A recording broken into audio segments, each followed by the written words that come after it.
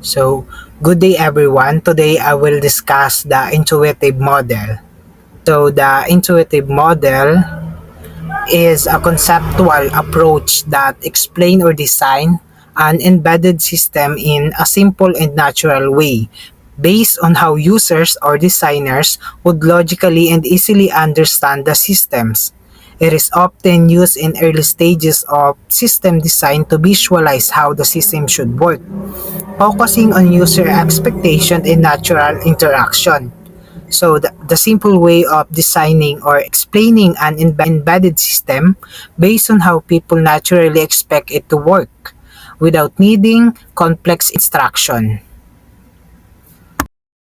So what is an intuitive model? An intuitive model is a mental model that people create to understand how a systems work. It is based on common sense, observation, and simple logic, not on complex mathematics or programming. Its goal is to give a quick and easy understanding before moving into more detailed or formal models. Next. So this is the characteristic of an intuitive model expanded. So first is simplicity.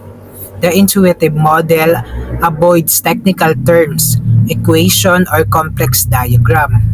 It is like telling a story of how the system works. Example, instead of saying the LED is controlled by a microcontroller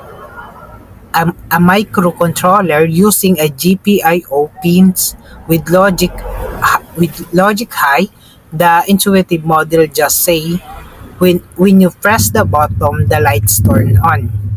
So this make it accessible to both engineers and non-technical users. So the second is the cause and effect relationship. Intuitive models rely heavily on if the logic. So they describe the system in terms of simple action and responses. So the example is if the sensor detects motion, so the lights turn on. So if no motion is detected, the light is turns off. This mirrors the way humans think naturally by associating an action cause with a result and effect. So the third is approximation. So intuitive model do not provide precise detail such as timing, voltage level, or thresholds. They only provide an overall picture of the behavior. Like example, for a fan controller, the fan runs faster when it's hot. So the model doesn't specify at 30 degrees Celsius, it equals to 50% speed at the 40% 40% Celsius equals to 100% speed. It is rough but understandable. So the fourth is user oriented.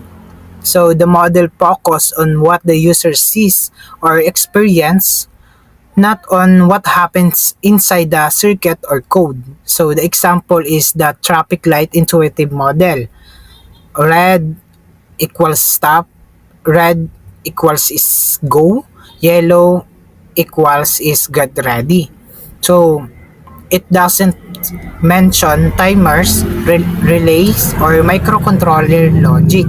This makes it useful for explaining to client or beginners. So the fifth is the visualization friendly.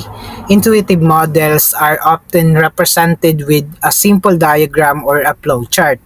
These visualize help learners imagine the behavior of the system. So the example, a block diagram showing the input is the button press.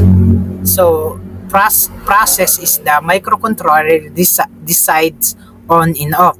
So output is the LED light on. So the number 6 is the step before formal design. Intuitive model are used as the first draft on the system behaviors. Once the general once the general idea is clear, engineers move to a formal models like state machine to show exact transition, reactive models to show timing and concurrency. So mathematical models for performance and analysis. So the example, first, pan turn on when hot. So intuitive model. So later, add temperature ranges, timers, and detailed circuits is a formal model. So this is the role of intuitive model in embedded system. So embedded system combines hardware, sensors, actuators, and microcontroller. And for the software, we have the programming and the logic. So why do we need intuitive models? So to define the requirements of the system clearly and to explain behavior to non-technical people like clients or beginners. So and also to serve as the first step before prototyping, coding, or a formal modeling. This is the advantages of intuitive model. So intuitive model is it is easy to understand. Even non-engineers can follow. And also a quick communication can be presented to classmates or clients. Also fast to create and no complex equation needed. And also, foundation for design serve as the starting point before formal models. So this is the limitation of intuitive model. So not exact, so cannot describe timing or performance. And also maybe incomplete since it relies on common sense, some details may be missing. And also not enough for implementation. So you still need formal models in coding for a real design. This is the comparison with other models. So intuitive model is a simple logic-based explanation for early understanding. So the state machine model shows system state and transition. And also the synchronous reactive model is focuses on simultaneous actions and timing. So the last is the abstract model, a more structured but general representation of the system. So this is the conclusion. So the intuitive model in embedded system is the first step in understanding how a system works.